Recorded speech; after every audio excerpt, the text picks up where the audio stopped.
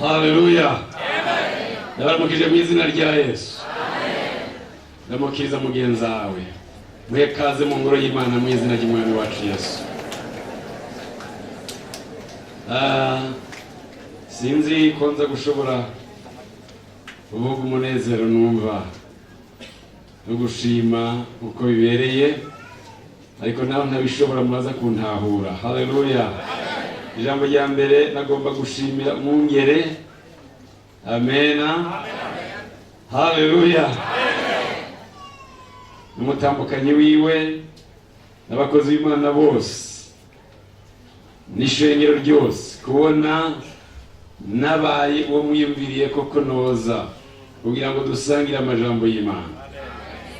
Icyo kintu ndakibashimiye, Imana ibahezagire cyane. Haleluya. Icya kabiri nagombora gushimira aba bantu, murabona ibintu nk'ibi bimeze gutya, ndategura ibikorane ndazi nyene harimo uburuhe bwinshi. Nagomba nshimire abantu bose, abakozi b'Imana, bavuga butumwa, abadiyakoni, abapastori, komite yateguye bino bintu, murabona ngene bisa neza cyane. Ndabashimire kuri integuro, kandi natwe mukamwa twiyumviriye ko nk'abanyakinindo, kuko mwari gushobora kubikora nimutubwire. Mutavuga amen cyangwa mwamuzi. Haleluya. Turabashimiye rero kubona mwabiteguye neza, hanyuma mugatako mukanatubwira kugira ngo tuze kwifatanya namwe.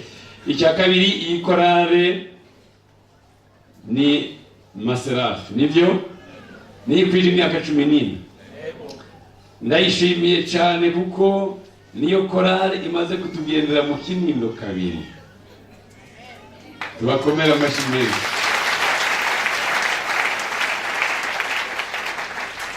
Naho bagenda bagateba ntibaherayo, baribuka bakaza. Korale Maserafi twarabanye itariki 10 z'ukwezi kwa gatandatu 2007 twugura ishengero mu Kinindo, mu gitondo twarabanye. Icya kabiri, itariki 10 z'ukwezi kwa 12 uno mwaka, nyuma y'imyaka 10 n'amezi 6. Haleluya. Tubakomera amashyi, baragarutse.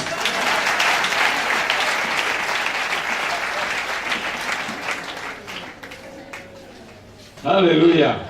Ibi bintu ndiko ndabivuga ndabashimira, kandi hari ikintu numvise ngo hari ibikorwa bagomba kuzokora, ariko kandi igihe baza twaravuganye ngo turiko dutegura concert mu Kinindo. Turavugana ngo tuzovugana baze kudushigikira, hanyuma kiya gikorwa nacyo twumvise bariko bategura bazoze tukivugane dushigikirane muri cyo. Imana yacu nishimye.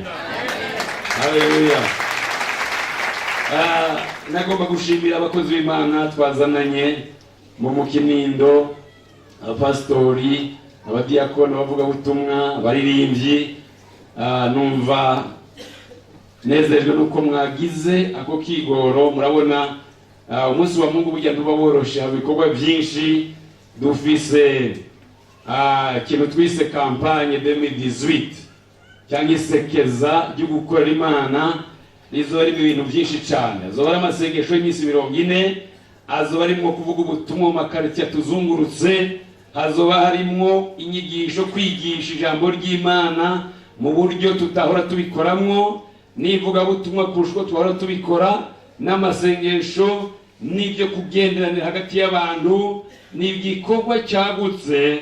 Rero habaye amakomisiyo menshi n'amanama yakoranye ku buryo bw'uko bitari byoroshe kuba hano. Nagomba ndabibashimire cyane, kandi dukomera amashyi menshi Imana yabashoboje.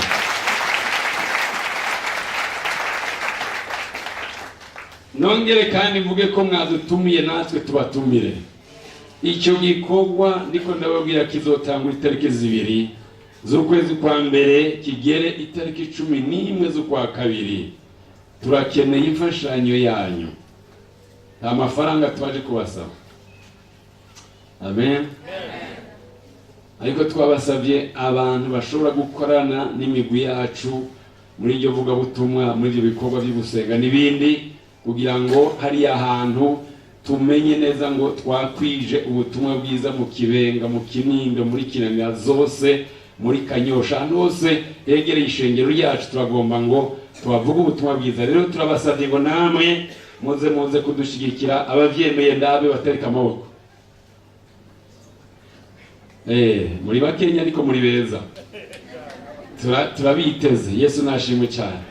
Reka rero tuduke ku ijambo ry'Imana. Ijambo batanze teme no kuvuga ngo bagomba ko haba inyigisho, tugomba tugende mu iteme baduhaye igaragara mu butumwa bwiza bwanditswe na Yohana igice ni 8. Mumfashe mutange mikro, nsaba abantu bansomere, sinzi umwanya dukoresha ngana. Amen. Reka bamfashe gusoma ijambo ry'Imana. Ndakeje korale Maserafi, ndakeje ishengero myaka 14 gukorera Imana, n'igihe kitari gitoya n'atari kirekire cyane. Ishengero, ibikorwa by'ishengero biteza kuramba kamara imyaka myinshi, imyaka amajana. Rero nagomba mumpera umuntu yomfasha gusoma amajambo y'Imana bampaye ngo nigishe ko bishoboka ko n'abandi bamaze kuyavuga ko ni ubutumwa bwiza bwanditswe na Yohana igice 8 umurongo wa 32. Ariko kugira ngo vyumvikane neza ndamusaba here kuri 30 ageze kuri 36. Yohana igice 8 umurongo wa 33 gushika kuri 36. Ndasoma mu izina rya Yesu. Haravuga ngo avuze ibyo benshi baramwizera. Amaze kuvuga ibyo benshi baramwizera. Nuko Yesu abwira abayuda bari bamwemeye ati nimwaguma mu ijambo ryanje murabigishwa banje by'ukuri, kandi muzomenya ukuri, kandi ukuri kuzobaha kwidegembya. Baramwishura bati turi uruvyaro rwa Aburahamu, ntaho twigeze kujakarira umuntu n'umwe, none uvuga ute ngo tuzohabwa kwidegembya? Yesu arabishura ati nukuri ndababwire, ukora icyaha wese n'umuja w'icyaha. Umuja ntiyamatsindaje mu nzu, ariko umwana we yamatsindaje. 36. Umwana niyabaha kwidegembya, muzoba abidegembye nyakuri. Amen. Amen. Haleluya. Wicyubahira Imana yacu. Imana yacu nishimwe yene. Aya niyo majambo tugiye kwiga ko cyane cyane umurongo wa 32 niko abateguye biyumvire ngo aya majambo twoyavuga, navuga ngo kandi muzomenya ukuri, kandi ukuri kuzobaha kwidegembya. Imana ihabwe icubahiro. N'amajambo umwami wacu Yesu Kristo yavuze ku munsi mukuru udasanzwe abayuda bakunda cyane, umunsi mukuru bita umunsi mukuru w'insago. Haba hakoraniye abantu benshi bavuye hirya no hino, hanyuma arigisha. Uwo munsi mukuru wakunda kuba mu kwezi kw'icenda no kw'icumi, kwezi bita mu giheburayo Tisri, ugahera itariki 15 ukagera itariki 21. Ni ukuvuga ngo wamara iyinga ryose. Hanyuma avuga no majambo, harimo ibintu bingahe novuga nka 5 mu byumve. Icya mbere yavuze ngo ukuri, turaza kuvuga n'ukuri cyari cyo. Cya kabiri aravuga ibyo kuba umuja cyangwa esclave, biri ku murongo wa 33. Hanyuma aravuga kwidegembya, murongo wa 32 na 36. Aravuga ngo icyaha, tugisanga kuri 34. Hanyuma avuga umwana cyangwa office, murongo wa 36. Hanyuma aravuga ijambo ryitwa affranchire cyangwa kwidegembya. Nagerageje kuvuga mu majambo makenya icyo dusanga mu majambo umukozi w'Imana amaze kudusomera. Reka twinjire neza mu ijambo ry'Imana. Abana b'abantu bamubuja bwinshi, ariko hari ubuja bune ngomba kuvuga bubi bubabaza. icya mbere ni ukuba mu buja bwa Satani. Imana idufashe cyane. Ugiye ugasoma ijambo ry'Imana mu butumwa bwiza bwanditswe na Luka igice cya 13 guhera ku murongo w'10 gushika kuri 17. Luka 13 ku murongo w'10 kugeza kuri 17 bavuga umugore yaramaze imyaka 18 agenda ahetamye, mugongo we warahetamye. Hanyuma Yesu yinjira aho hantu aramubona, agira impuhwe, agomba kumutabara. Mugabo hari ku munsi w'isabato,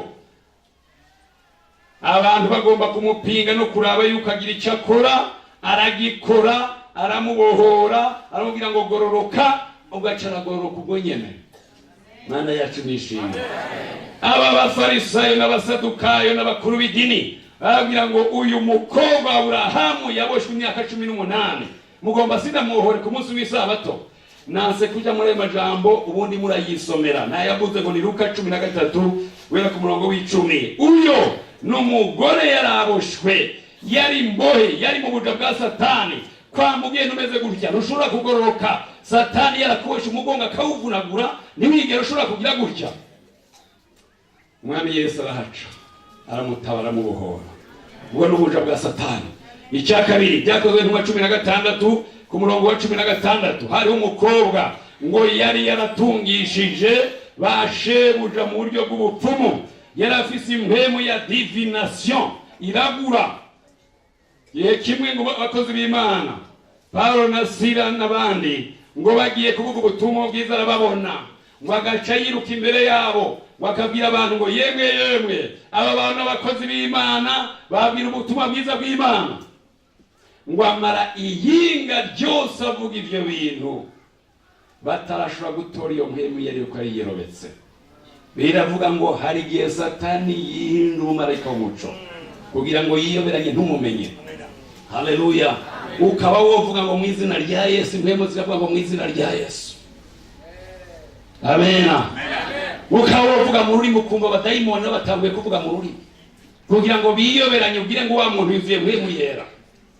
Uyu mukobwa ngo acavuga ngo yemwe aba bantu bababwira ubutumwa bw'Imana nzima, akabitangira imbere, akabagira publicité. Iyinga ryose rirahera. Ni imbohe ya Satani, araboshwe, ntiyibohora, ntashobora kwidegemvya, ntashobora kuba normale nk'abandi. Akagenda karagura, bakazana amahera bashebuja bagatunga. Paulo ngo aradundumirwa mu mutima, kuko hageze igihe arumva iyo mpemu ivugira muri uwo mwana w'umukobwa kwidahura na mpemu yera yahawe. Ndakwifurije, mbwira mugenzi, ndakwifurije kugira impemu ya discernement, kugira ngo urobanure impemu. Mana yacu ni habicyubahiro. Uwo mwanya aravuga ngo wa mpemu mbiwe, arayirukana wa mukobwa caridegembya. Yesu nashimwe. Iyi mpemu maze kugenda, ariko ibibazo biratanguye. Bivuga ngo abantu benshi muri kino gihe bagomba gukora Imana biryoshe cyane mu mahoteli meza no mu bindi bintu byiza, ariko hari igihe bihura n'imibabaro, hari igihe woca mu bibazo, hari igihe woca mu bigeragezo. Paulo baca babinjiza ibohero, bashira amaguru yabo mu byuma, barababoha babakubise, ariko ngo mu ijoro. Haleluya. Haleluya. Hariho bamwe bazinjira ijuriyo